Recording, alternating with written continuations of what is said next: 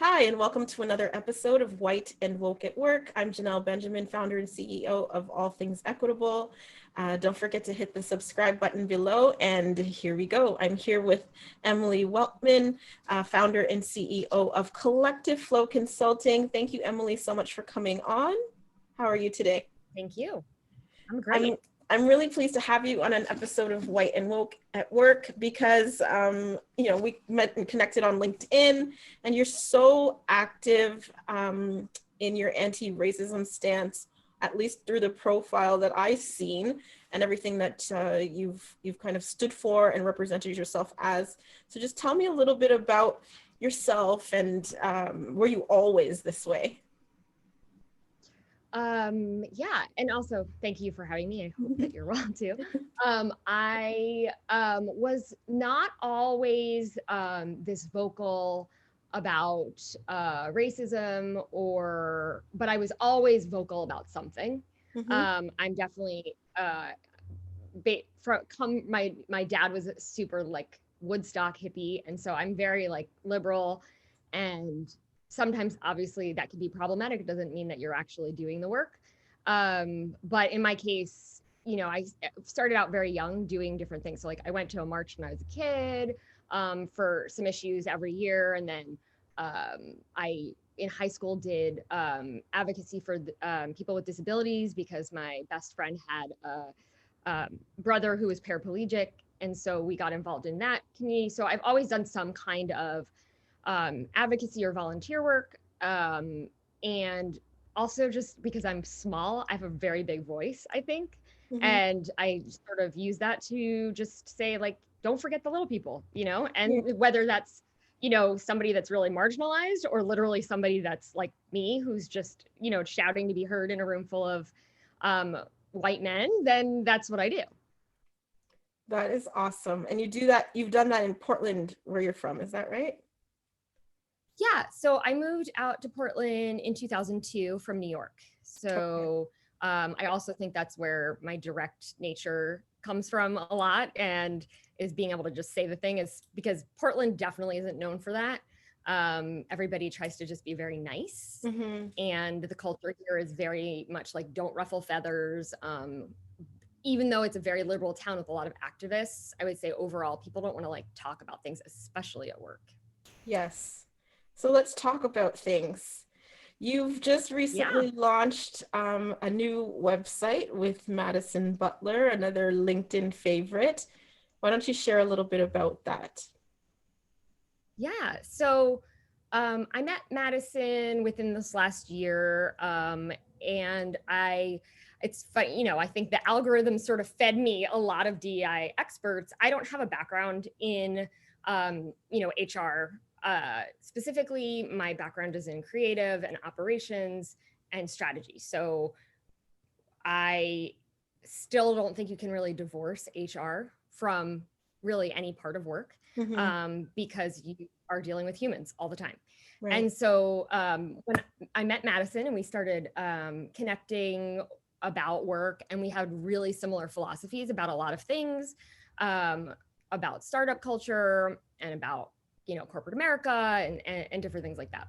And so we got on the phone a couple times and just started chit-chatting, and texting and engaging. And then there were a couple things that she posted where I was like, oh, that's a good idea, or like, you should do that. Cause I think that, part of my work is to amplify, other women, and especially women of color and their work. And I know that Madison has a lot of followers and a great platform, but she's saying so much that could be even more beneficial to people. And I thought she just did a really good job. I really love the way that she gives her message, and it really speaks to me in the way that I give mine. And so, but obviously she says it in a totally different way from a very authentic place as a queer Black woman. And I'm saying it from a totally different place as a white woman. So I think it was like over the summer or something, she posted that she was going to donate, because she has some really impressively horrible trolls and commenters on LinkedIn, and they follow her to Twitter. And because we engage on all the different platforms, we sort of started like joking about, like, she'd be like, this is the craziest thing. Can you believe this happened?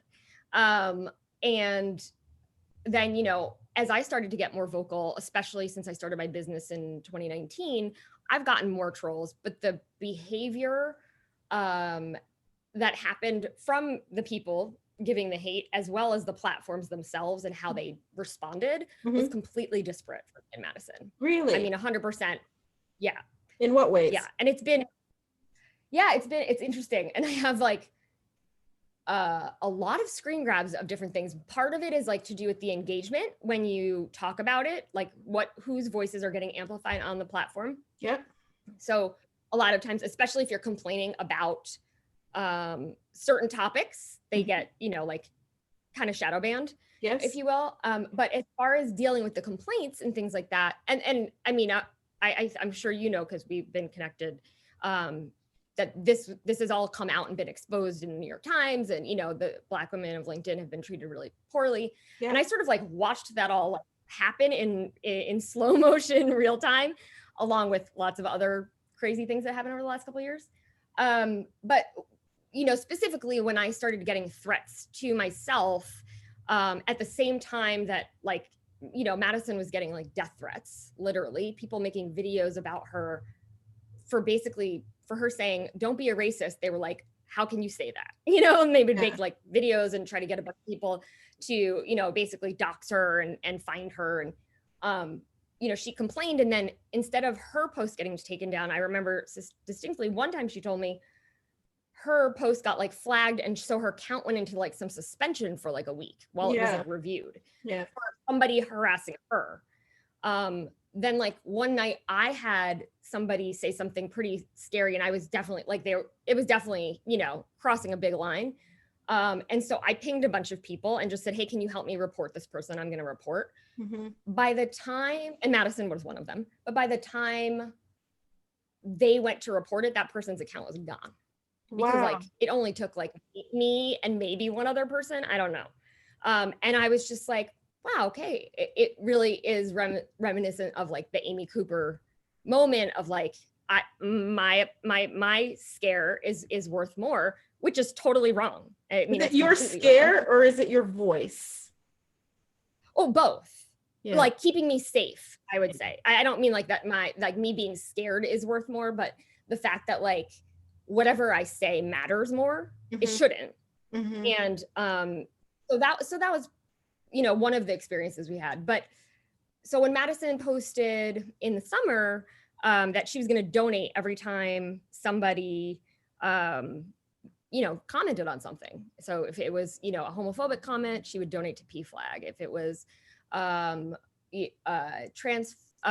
comment, she would donate to the Trevor Project, things like that. Okay. And everyone was like, that's such a great idea. And I was like, that is a great idea. I'll match it. And I was like, and let's do something about this. Let's get other people to match you and like, let's do the thing. And so it just sort of spiraled from there. That is awesome. That is awesome. So tell me about the website, and if people do want to match you, where do they go? Yeah. Oh, I'd be so happy to. And it's so funny. So, you know, we've been working on this for a couple months, and finally, you know, we kept almost launching it when it was a spreadsheet, and we almost launched it when it was something small or a social thing. And then last week we were like, it's Giving Tuesday. This is a great day to like give back and amplify at the same time, you know, that this is a real problem. Not only do, you know, women, especially women of color, get harassed in the workplace, but they get it online. So it's kind of like there's no, and especially now that we're all online, there's like no safe place to go. Yeah. So I'm excited that we launched today, and then I get to talk to you. So they can go to the website, Rage to Rainbows, the number 2. And the idea is that, you know, you're turning lemons into lemonade, rage into rainbows. So you're feeling the good stuff instead of feeling the bad, instead of engaging back and forth. And we're going to post, you know, how much we've raised. We've both been donating on our own. And then when people want to match, they can match from other people maybe they've talked to online. And they just fill out a Google form. It can be totally anonymous. There's like 4 questions if you want. You can obviously share more, like, this is what somebody said to me. Yeah. We're not going to post about them. Like, we don't want to dox people or call them out, you know, because we don't want to feel that. That's the whole point of the whole thing, is like to not give that power. Right. And give the power back to the people that need it, and give money to help people doing the work to amplify those messages. More of a platform. So they can donate on the website. They can use our hashtags, which I don't even know if we figured those out yet, but some of them we did. If they want to post something, you know, themselves that somebody said, and or a donation that they made. And on our website, we have a list of like orgs that we suggest. That's phenomenal. And how, if somebody else wants to be an additional organization, how do they go about doing that? Is it just, is there criteria to be considered another organization for you? You know, that's a really great question. So we have on the site, there's like, if you want to be a partner and support, but we haven't gotten that far, really. We don't, you know, we're partners because that's our businesses. And so my business model already was a social enterprise giving back money. Right. So that was a natural fit for me. But we want as many people want to work with us as possible. We're all about collaboration. We're about like breaking down barriers and hierarchy. There shouldn't be, I mean, this is a community movement. It's not like something that we want to own in perpetuity. That's phenomenal. So tell me about, I guess, your activism and your organization, because it's really interesting that you've created something to be supportive, particularly for women of color. What made you go in that direction? Sure. Yeah. I mean, I think it was small moves over time. But I would say I had, you know, some pretty profound work experiences over the course of my career, and people that actually really pushed me in the best possible way to learn more, to see what was going on. Like Madison and I talked last night, it was like, you don't know what you don't know. And the thing is, it's a hard line, right? I not to burden, especially, you know, people of color, to educate other, you know, white people, because they've been through enough and they don't have to do that, or they shouldn't have to. And at the same time, white people won't know what's really going on if the communities are so insular and we don't talk to each other. So just through working with other people and having some, you know, I worked at a place that was pretty active in anti-racism work and pretty vocal, and it had a very vocal Black community, and not just Black, like women of color, people of color, which for Portland is like the liliest white place on the planet. Like I'm from New York, and I still, every time I leave the city and go to like a city that's more diverse, I'm like, oh, like it's just, it's so stark here. Yeah. But this place I worked was not like that. This place was very, you know, they worked very hard to hire diversely. Did they serve as perfectly as they could have? No, we were working on, you know, they were working on that. But they're definitely like, I feel ahead of the curve in a lot of ways. And so through that, I worked on some social justice projects in this, you know, regular business. It was an ad agency, and met other women, you know, and they really pushed me, and it was really good. I mean, the whole community really pushed me even further to learn and kind of undo a lot of things. But I think of most of it as just, it's all like unlearning. It's literally just unlearning what you've just sort of picked up along the way. And I would say one of the things that has always stuck with me from probably the last 5 years or so was that if you're not talking about race, they're not really your friends. Right. And I was like, wow, that really like hit me, because I was like, oh, I thought we were like friends. We're friends at work, And then, you know, you think about it, you're like, do we have each other over? Do we really do anything but like work lunches? You know, what does that really look like? And when you step back from that, it's really powerful. And it actually really helped me think about like why that is, right? And what I'm doing to contribute to it. And, you know, it like, not to be pushy, right? If that's not something that's wanted, that's okay. But what does that really look like, and how am I complicit in that? Why do you think that is? That's a really great topic of conversation. Like, why do you think it is that we can be professional friends, but there are lines? Like when I ask certain white people, you know, you're friends with a Black person? Yeah. But what does that really look like? You know, have you invited them to your baby shower? No. Have they come to your house? No. Have they met your parents? No. Like, so really, you know, how ingratiated are you with your friend? And so why do you think really that happens? Yeah, I mean, like anything having to do with, you know, culture and everything, there's probably a lot of reasons that contribute. I don't know if it's just one thing. Mm-hmm. You know, I think that again, for white people, it's probably comfort and laziness. You know, we just don't, it's partially we don't know, but we also don't always pay attention, because we don't have to, because we have this privilege where we won't get shot if we're going to buy Skittles, right? Like that's not going to happen to us. So unless you are like, for me, so why I think that is, so part of it is I don't think, unless you've been like really pushed to care and keep your eyes open, life's really complicated, right? You have family to worry about, you have friends to worry about, you're just kind of like going through. Right. And I mean, that's true of like any self-work. So you have to do the work on yourself. I mean, like I said, to me, it's a big part of the unlearning. But the other thing I don't know, you know, and actually I will ask this of you because I don't really know, is that, you know, I know from some, you know, from what I've seen online and some discussion, but other, you know, Black women especially, like, don't want to be around toxic people when they're on their personal time, right? Like they deal with microaggressions all day at work. Right. They deal with having to deal with that out in the world. And so I would imagine, and again, I don't know, but this, you know, part of what I assume is that sometimes it's just nice not to deal with white people. And that, you know, maybe they want to just do their own thing. So I'll ask you that. I have a couple other conjecture reasons that I think for me, but I'm curious what you think.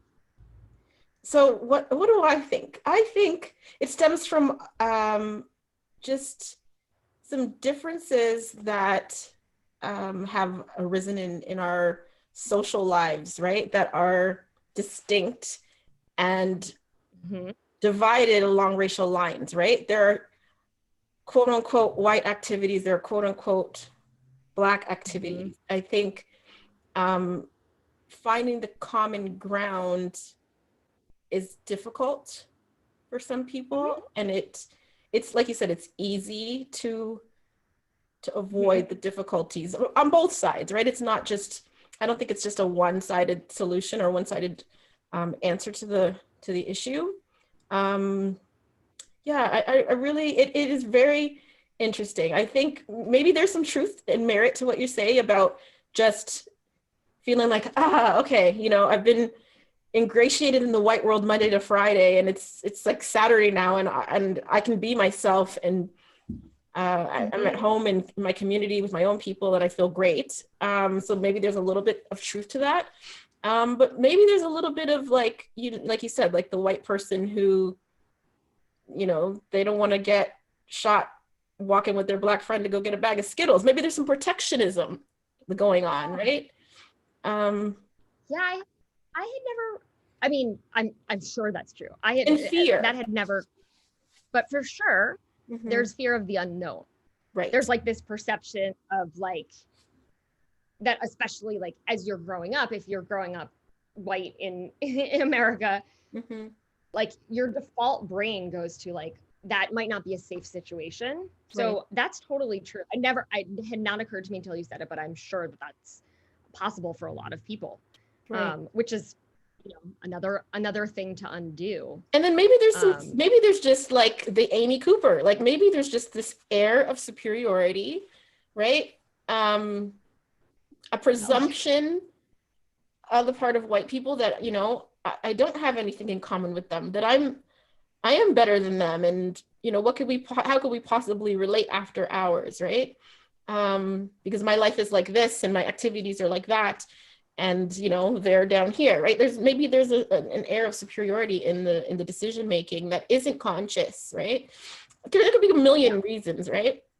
But it is a very interesting question because like we can totally relate and we can get along, but I don't think the racial divide will truly go anywhere unless we do those things, right? We invite people that don't necessarily look like us into our homes to see how we really operate. And I don't think it will really change until more white people sit in the discomfort of being the only in a space, right? Like if you go to your Black friend's house, you're going to be the only likely white person in that space, surrounded by a lot of Black people. And how does that make them feel? And can they sit with themselves in those situations? And so I think there's some discomfort around that. And there's just an ease to which people just gravitate to, like, I can't be bothered, right? Like and then there's just the human nature, right? It's easy, it's comfortable to be around people that look like us, right? You walk into a bus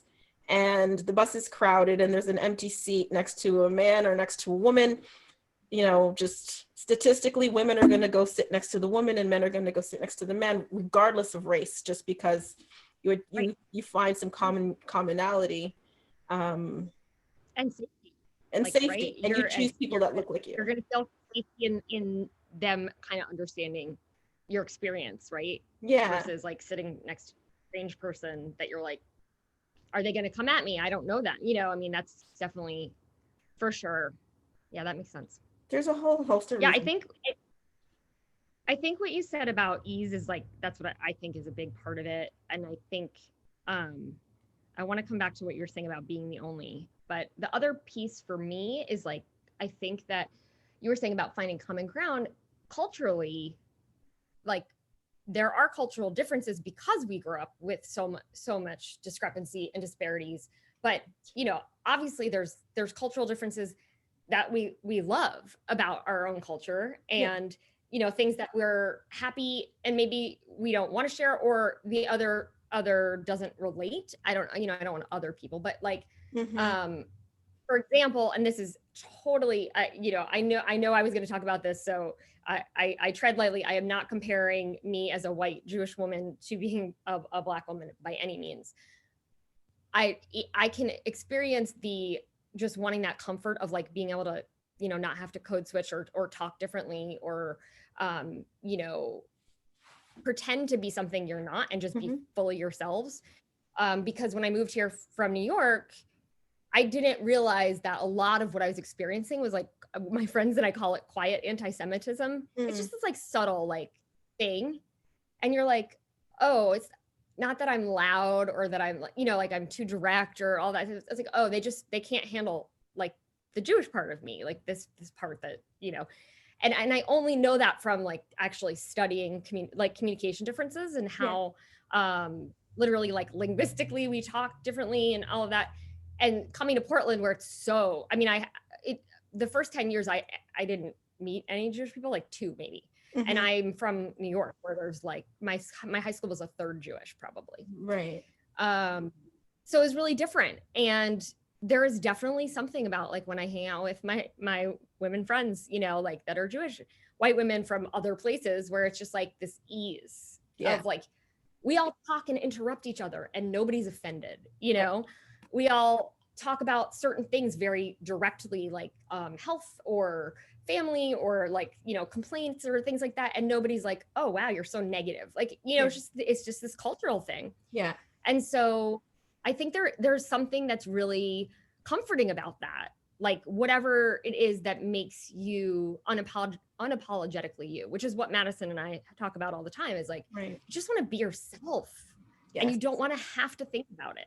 Yes. And I think that is like, I think that prevents people also from pushing to reach out and do other things, because it is comfortable to be yourself, right? But it's also really, as a person who like likes to be the oddball. I actually really enjoy being the only person in the room, you know, the only white woman in the room. I think it's really interesting to experience that. But of course, that's like me saying like, I'm on a journey, which like, that's a privilege, right? It's a privilege to find it interesting. It's a privilege to say, oh, look at this experiment. Look at how interesting this is. Where other people, it's like, that's their daily lives. Right. And it's hard. It's really hard. And I mean, my discomfort can end and I can go back to my regular white world if I want to. But that's not true of other people. Yes. So when you go into these spaces, do you feel Jewish or do you feel white? Oh man, we could talk for hours about that. I mean, you know, it's really interesting because there's a lot of debate about, you know, Jewish is a religion. It's not a race. It's an ethnicity. It's not, you know, your country. But I personally, I mean, I feel Jewish wherever I go, like for sure. Yeah. It's kind of interesting. At the same time, I did a lot of work over the last couple of years of unpacking the difference between what that means to be a white Jewish woman who's afraid versus a Black woman who's afraid. And I use air quotes for myself because, and I wrote an article about this, I don't know, like probably 6 months or I don't know, in the last 6 months, a year. It was probably one of the most read pieces that I had on Jewish white privilege for women, like what that looks like, and trying to unpack that because it really, it took me a while to get there. I would say that was like kind of the next leap was like, yeah, but I'm marginalized too. Like I'm, you know, we had the Holocaust, we have Nazis, we fear the right wing. And I still do struggle with that because there are some really big similarities. However, it is a completely different story when I can just get pulled over and not die. Full stop. And if that difference can't be understood, that's kind of like what I want other women in my, you know, in my position to understand. It's like, yes, sure, if we go back to the 1940s, we can't take off our Judaism. But right now in America, we can. Right now in America, yes, the right wing really do not like us and they will come after us and they will harass us. And there is, you know, hate, anti-Semitism, like hate crimes are like the most, you know, the biggest crimes, even though we're like the smallest percentage of Americans. Right. But we can still, my kids are fine.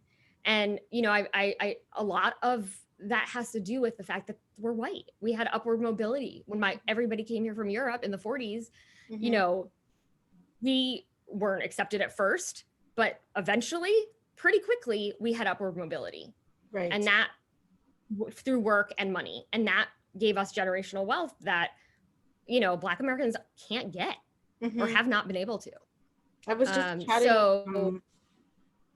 I was just chatting with Matt Wolf about this exact thing. We didn't do it on an episode of White and Woke, just kind of totally offline. And we were chatting about generational wealth and reparations and, you know, the global communities that have sought and got reparations. And we were just having a little bit of a discussion about, you know, what does generational wealth look like for communities that have received reparations, and what does that look like, you know, the absence of it for the Black community? What are your thoughts on the impact that that's had? Because I think it's huge. Yeah, I mean, when we're talking about, you know, just access to wealth and we're talking about the workplace, you know, for me, it really strikes, it strikes me that we're not in positions of power. We're not in Black people in large part, right? We're not in positions to hire, fire, make decisions. We're not in positions where, I mean, we're leading small business like never before because out of necessity, out of, you know, we've got to save ourselves from these toxic workplaces. But we haven't had a legacy of generational wealth and things passed down to us, right? Like I was literally born and my parents are blue collar working class people. They still are, you know, retiring from like 30 years on a job where they, you know, they worked their asses off and they made a basic salary, right? So there was nothing passed down to me, right? I don't have houses coming at me. I don't have, you know, access to land and, you know, a company to go work for in my daddy's business. Like I have none of that. And so what does that mean for my opportunities? What do you think? Yeah. Oh, so many things. I think reparations is like one of the biggest things that needs to happen in our country and any other country, before we can truly move forward. And it's on so many levels. So the generational wealth part, you know, I know like there are plenty of white Americans that also do not have generational wealth. But I think that for the most part, again, like their skin, they have the ability to, you know, to show up in a suit and get hired, right?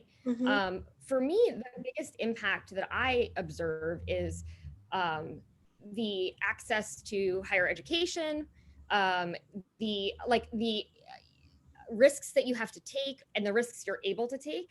So, you know, if you have parents that have money, you can quit a job if it's horrible.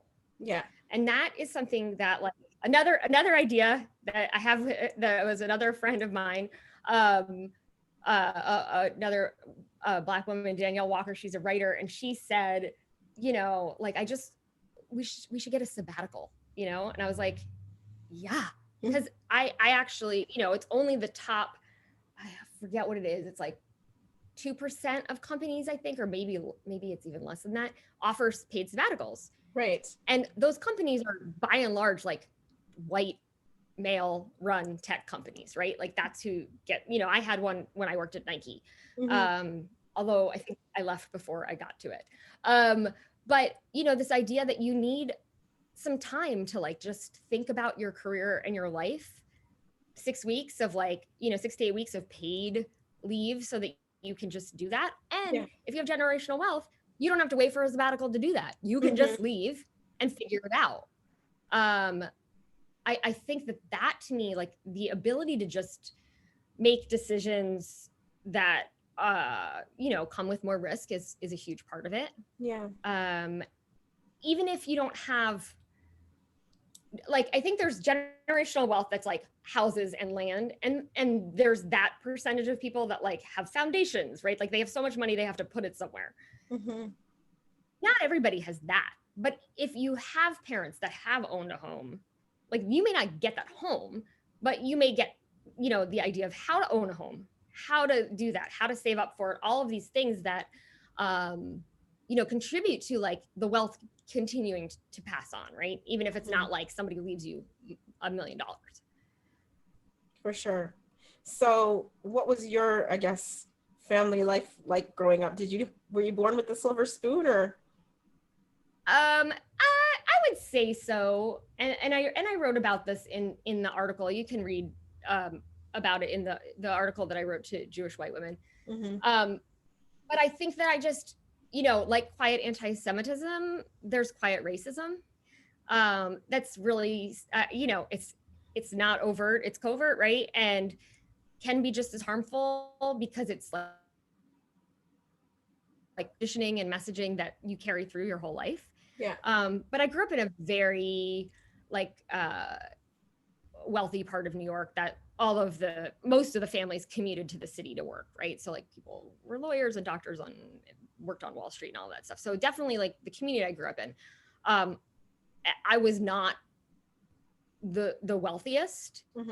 And we lived in like a little hamlet that was sort of like the wrong side of the tracks, which is a joke because it's not. It was like a lovely place to grow up.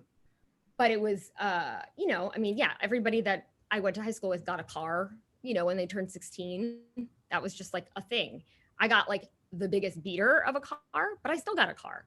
Yeah. You know, and so there, you know, and I still, my parents were able, my mother worked really hard and was able to pay for college for me, like in full. I didn't have to take out loans, which is huge. I went to state school, but that's amazing.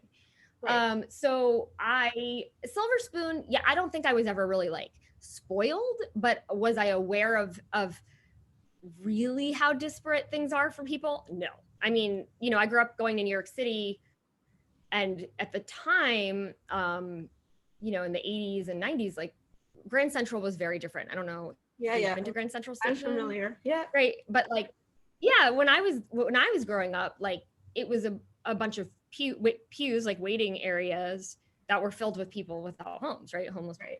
Yeah. And so I would just, you know, you as a kid, you just kind of like you vacillate between desensitized and wanting to help, and you know what that is, and kind of watching your parents and how they react and what they do. So, you know, that was sort of how I picked things up. I definitely was not really fully aware of how privileged I was. When did you become fully later. aware? Oh my God. I think it's constant. I mean, it really is. I think,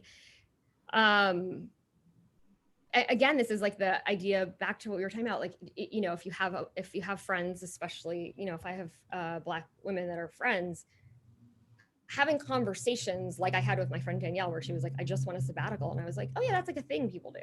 Yeah. You know, like I just didn't know that was something that like there was no access to. And I knew there was access to a lot of other things. So I mean, I think I constantly am learning about it. And constantly trying to, you know, teach my kids about it as much as humanly possible. Yeah. In what ways? What do you tell your kids? How old are your kids, first of all? They're 11 and 7. Okay. My daughter is, I credit my daughter with like making me a hardcore activist. So, and I don't even know if hardcore is the right word, but just really aware of the world. She's very empathetic, and, you know, she actually, you know, like when she's 11. So, you know, 11 years ago or something, 10 years ago, she wanted to give money to every single person we saw on the street. And I grew up literally being like, you don't give the money on the street. You know, like we give plenty of money. We just don't do it there. Right. And that's an interesting lesson. It's like, because you know, their parents were trained like that. You don't do that because whatever they were told, right? That was false, probably. And because they didn't have an understanding of like how people got there and what they needed, and like, you know, all that stuff. So, so my daughter sort of just like shoved me constantly into like, why is the world like this, you know, all the time? Yes. Why doesn't everybody have a home? Why, you know, what is the deal? And, you know, I think of like, especially like our mothers, you know, pushed forward for women very like in a great way, but like not far enough. And I think now we're just kind of like, we're done with that. And I think that, you know, hopefully more people are getting to the same place with racism. Like we're done with that. Like there doesn't need to be. When you talk to millennials or like my daughter's age, you know, younger kids, about any of these subjects, but it's specifically gender, like the question isn't, oh, you know, gain your power, like own your power and own your voice. The question is like, why are we still not getting the power? Right. And I think that's a huge distinction. And so that's something that I'm definitely, you know, I try to impart on my kids too. It's like, just because you have a voice doesn't mean somebody's going to give you the mic, right? Like because of systems of oppression. For sure. So that's one thing we talk about a lot. Yeah, we just talk all the time. I'm a talker, right? We just talk all the time. They can't watch a movie and enjoy it. I joke, because I literally point out every discrepancy that exists, you know, from race, gender, age, you know, representation. Right. Because I was in design and I really believe like media representation is hugely important. And so they're awesome at it now because literally they do it. Like, they can see it now. Yeah. Oh, my son yesterday when we were watching Home Alone, he goes, I haven't seen one Black person in this movie. Yeah. And I was like, and it's like New York City, you know, or wherever. The city, Chicago. I think it's Chicago. Anyway, so, I mean, that makes me really happy. I feel like, you know, that they're undoing that stuff that I just took for granted. But I'm, you know, I'm still learning and I'm not perfect by any means. Actually, they call me out when I screw up more than I probably teach them at this point. Really? Give me an example. What have you screwed up on? And you know, pronouns is a perfect example. Okay. I try to use proper pronouns. I get lazy when I'm home talking about people that identify as non-binary. Right. And my daughter is constantly like them. Like she's like correcting me, and I'm like, yes, thank you. Like, you know, I don't want to be lazy about it. But that's really, I think, all it is. Mm-hmm. So there, you know, that kind of thing. They just check me on stuff. They keep you on your toes. That's for sure. My little one does the same. Oh, heck yeah. My son, like, you know, I said, an unmanned airplane. I was reading a book to him, or an unmanned aircraft or something. And he's like, unpersoned. Like it's really sweet. I mean, they're like, you know, very much wanting to see a world that's equal, which makes me really happy. Yeah, that is phenomenal. I am trying to do that with my son as well. He's 7 years old. And it's interesting to see the world through a little boy's eyes, right? Yeah. And how society is it is designed for maleness, and patriarchy is like everywhere. So I have to constantly like rally against it, right? So now my son, when he sees like strong women, you know, he'll say, mommy, there's girl power, right? Mm-hmm. Or just like little things. But then other times, you know, he'll say something that's so sexist, and I'm like, no, like I have to call it out, right? Like, totally. You know, that is super sexist, and you know, girls can do it too, right? Or he'll say, that's a guy's job, and I'll be like, why? Right. You know, why can't girls can do anything? Like, so I'm trying to like indoctrinate him with like the counter arguments, right? So that he sees it. And so now he's starting to, but still, it's such a male dominated world, and the messages that he's receiving are so problematic that I'm always like counteracting it every time it comes up. It's crazy. I am hyper aware of it, I think, because I like joke, you know, that my son, he's very strong-willed. Yeah. And so when he was little, I was like, oh, his white male privilege. Like, I would just be like, stop, like, you're not entitled to this, but it was like a joke, right? But I think that the messages they get are, like, I've had to just be like, did I already screw up so big? Like, did I already give them the wrong messages? Because I have a daughter and a son, and it's really easy. They both, you know, so far identify as their gender that they got at birth. And they're both very powerfully pushing against those in a lot of ways. Like, my son has long hair. He doesn't care. He's not, you know, I think, you know, actually virtual school's been kind of good for them this year, because I think this is like a, you know, middle school's transformative for my daughter, you know, first grade for my son. Like, I keep waiting for them to kind of like bully my son out of his feminine side, right? Because he has a very loving, caring, feminine side. Yeah.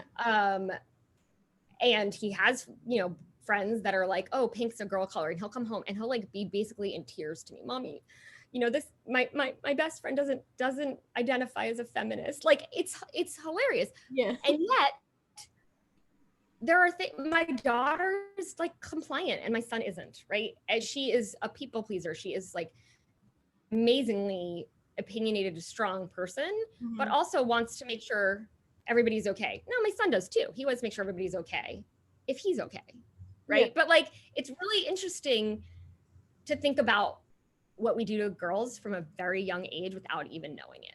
Yes. Right? Yes. It is very interesting. Like, just from the color choices to the toys that they play with and the shows that they watch, you know, like my son is first, right? So he's older, and there's tons, like, he just naturally gravitated to quote unquote boy things, right? We would be out in the car and he'd be like, the truck, like he loved trucks, and he loved the cranes and the construction sites. And, you know, we bought him all this stuff, but we had never bought him a doll, right? Mm-hmm. So here comes my daughter, and there's all these toys passed down. So she has the quote unquote, you know, the drill, the power set, the construction sites, and the hard hats, and so that's awesome, because she should be exposed and play with and have options to play with those things. Yeah. But here come like gifts from people now, and there's all these dolls that are arriving, and I'm just like, what's this? Like, Yeah. there are no dolls in my home, and it's very, very weird that I have to. Christmas is coming, and I celebrate Christmas, and I have to be thinking about, what doll should I buy my 2-year-old? Like, it's absolutely ridiculous. Like, why have I never bought my son a doll? And he might have enjoyed playing with it. Right. Like, it's just. It's really, I mean, that stuff is so interesting to me. And we celebrate Christmas and Hanukkah and all of it. So I'm definitely in that mindset too now, where I'm like, oh my gosh, what do I have to get? And it's, my daughter's 11. She's like makeup and, she's also older, so she doesn't want many toys, but I had a relative that would not buy my son an American Girl doll that he really wanted. Yeah. From the relative that had bought my daughter one. Right. But just feel like, no, but what else does he want? I'm like, that's what he wants. Yeah. Well, like, yeah, that's fine. That's cool. But like, what else? And actually, he wanted a boy version. It literally looks like him. It's very cute. But he wore dresses the first few years. Like, I would say Portland is has a very accepting community of like kids just being themselves. So like there are constantly boys in girls' clothes and vice versa. And, and that's where I'm like, I think that's really great, because as long as that is supported in the community, like, I think that's a huge part of undoing any of this stuff and unlearning, is that like the community, you get reinforced outside, right? So you don't have to hide that at home. For sure. So the doll thing for sure. But like my daughter, everything was gender neutral, and she hit 2 and insisted on pink for like 2 years or 3 years. Pinks and princesses, and I had nothing to do with it. But then you reinforce it because you buy them the thing that they want. And like you said, you didn't buy your son a doll because he wanted a truck, and like and then it's like this reinforcing thing. So yeah, it's really interesting. Have you found that you've had, I'm losing my total train of thought. Have you found that you've had, I guess, similar experiences of trying to like undo and unlearn and counteract stereotypes in your work life as well as your home life? I mean, for sure. That's why I started my business. And part of it was, again, this idea of like, I really, really, really believe like people should be radically, authentically them. If they want to wear a dress, wear a dress. Who cares? Like, it doesn't matter. Let people just be themselves. Right. Part of that for me is that, I'm neurodivergent. I have health issues. I don't operate on the same hours. I think I told you I was up till a ridiculous hour last night, but mornings are really challenging for me. They have been my whole life. My chronotype is not changing. I don't want to have to be in the office at 8 o'clock in the morning. That was so hard for me that I can't even really put into words.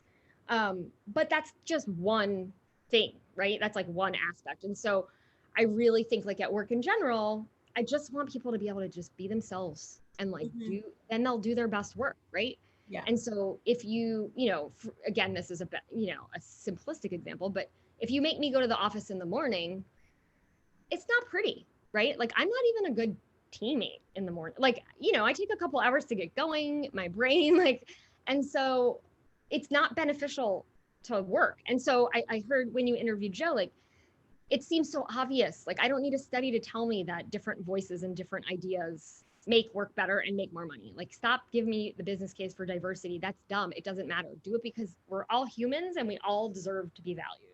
So talk to me then about coFLOWco Consulting. Yeah. What you do and how you bring, I guess, DEI principles to everything that you're doing. Yeah.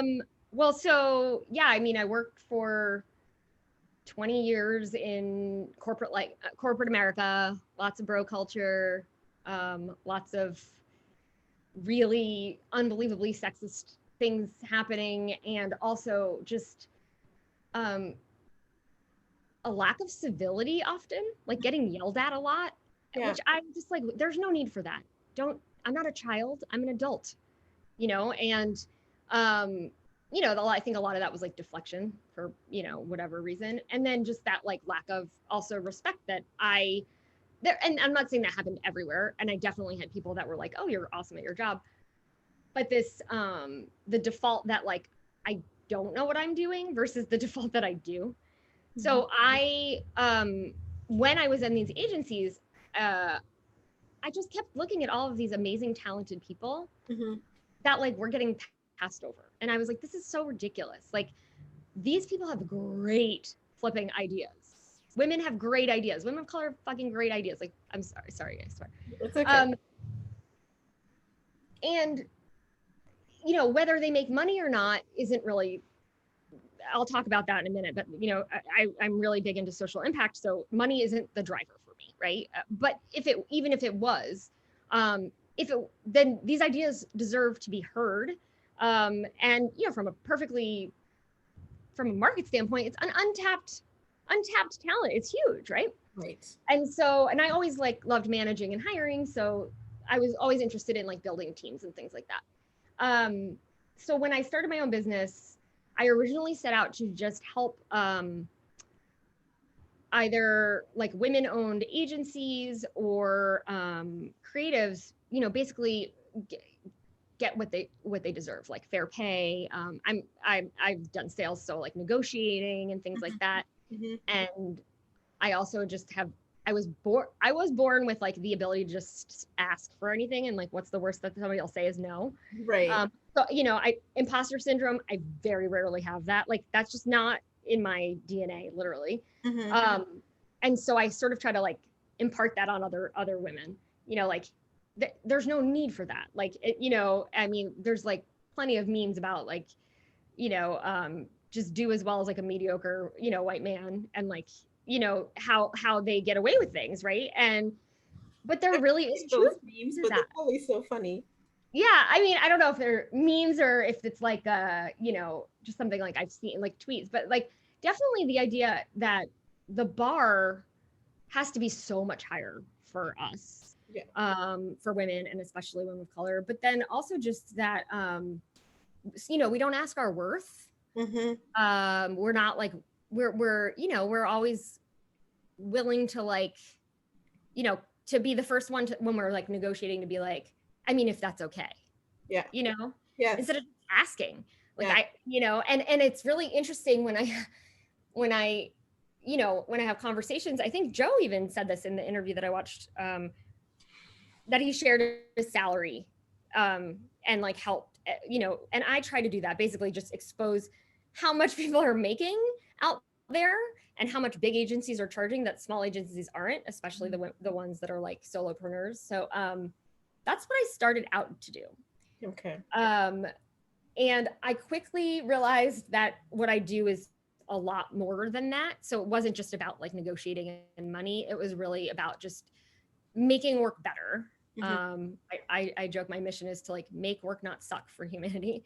That's not my mission. It's much more flourishy than that. But I just want people to be able to be themselves at work. And that has to do with fair pay. That has to do with representation. That has to do with diversity. It has to do with like how you communicate and listen to other people. One of them is how you're willing to be wrong. Like, I am so willing to speak out and so willing to be corrected. And why is that? What makes you different? Why is it that some white people are not willing to speak out and use their voice and unafraid, and others like yourself and others through this series are just, you know, is there something particular in your experience, in your DNA, that makes you I mean, I don't know, you know, well, first of all, there's privilege in me being able to speak out, right? Like I can use my voice, and but why use it? But you know, but you know, I don't know. I think, well, I mean, for me, I can't not. I don't know for other people. If something's unfair, like, you know, it has to do with like all of my like Myers-Briggs stuff and everything. Like, if something's unfair, like, I cannot handle it. I need it to be like, I need justice. And if not, I need to know why. And I love research. So I ask a billion questions to try to better understand it and get at the root of a problem. So how do we bring other people along to be where you are and others are, that so that they can become justice minded and use their privilege and their voice for good. Well, and I think that part of it is realizing, like I said, I'm not a DEI expert, but it's a huge part of my business, right? Social justice is a huge part of what I do. Because like, if you're working and you're not trying to make work better for everybody, like what is work about, right? You know, like, so to bring other people along, I mean, I think for me, the thing that really helped was being really pushed to hear really hard stories that like that were very personal, and really kind of like continually kept pushing me and like kind of like, you know, ripping my heart open basically, of, you know, people that I knew, like coworkers being like, this happens to me. Yeah. And so personal stories for me are huge. I think that that's huge, like for a lot of undoing of injustice is like hearing, I just watched this movie through a conference. I think it was called Just Mercy. Oh yeah. Oh my God. It was so good.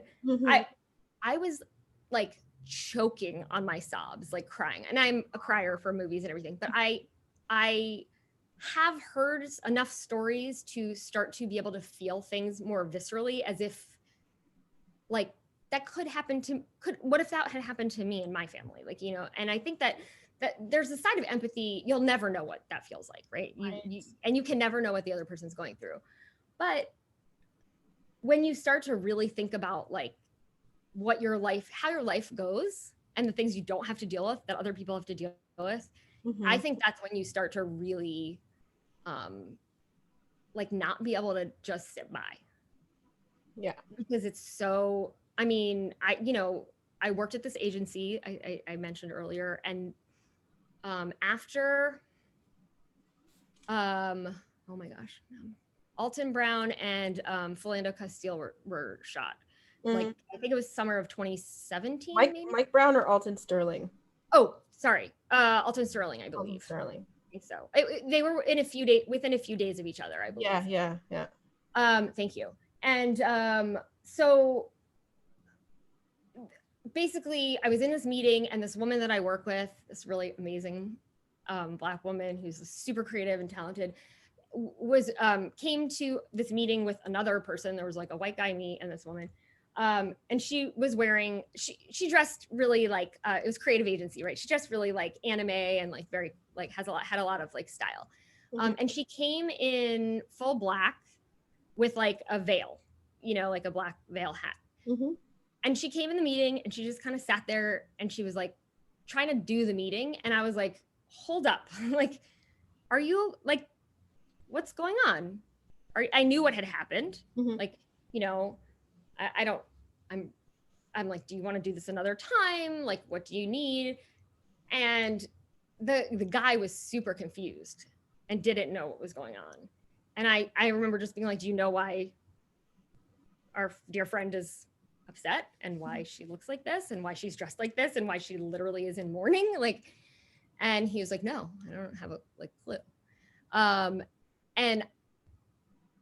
But actually like seeing that at work was it really impactful for me, and also seeing how easily people just brushed it under the rug, and it's like right in front of them, like not wanting to talk about it. It's like in the room, and I'm like, I'm not going to not talk about this. I'm not going to go on with this meeting, a production meeting. Right. So anyway, that agency, that same summer, somebody sent an email around to the agency had a culture of like emailing all 700 people if somebody was leaving or somebody needed to find their phone in the building or whatever. It was, you know, a very open community. And a Black man wrote this beautiful email that got a conversation going between like 600 people about race. And it was, I mean, probably like the most interesting, enlightening conversation. You know, people talking about, white people talking about, oh, my father was a white supremacist and it was horrible growing up and all these things, you know. And then, you know, coworkers saying, oh, well, we can't own a dog because my husband can't go out in a hoodie at night, you know, he'll get shot. And it was like, you know, these things that I thought I had not understood, but I thought I had like thought of all of the different possibilities of how this impacted me. But then hearing the dog, like it just stuck with me forever. Well, for the last 4 years or whatever. But Yeah. all my throughout my life, whenever I hear those stories, so back to your original question, I just think it's those personal stories that really kind of rip you open to the privilege that you have. And instead of trying to shove privilege down people's throat, because you know, it's really it's not that hard to understand privilege, but a lot of people are really resistant to assume that they have privilege. Yes. Which is, you know, a Yeah. problem. But I think that here, instead of trying to push against that, just sharing those personal stories and having people, you know, anyone that's willing to share these stories. They need to be heard. I agree. And I thank you so much for coming on and sharing your personal story with us. Yeah. I want to thank you again from the bottom of my heart, and encourage people to follow you at coFLOWco.com. That's COFLOWco.com. And they can find you at Emily Weltman on LinkedIn, but you're on Twitter and Facebook and everything else, you're coFLOWco. And yeah. And I'm Janelle Benjamin. Yeah, and thank you for doing this. Like, it's really awesome. I'll say I concur with previous guests, you know, pay Black women for their education, pay women fairly, make sure that you are compensating people, that this is not, you know, what you're doing is work. It's a huge amount of work. It's not, and it should be, you know, fairly compensated. And also, you know, I appreciate you taking the time to bridge this divide. It's really awesome. Thank you so much, Emily. I really appreciate you saying that. And don't forget to hit the subscribe button and like and comment and share this video. And we'll see you next time on another episode. Thanks again, Emily. Okay, thanks.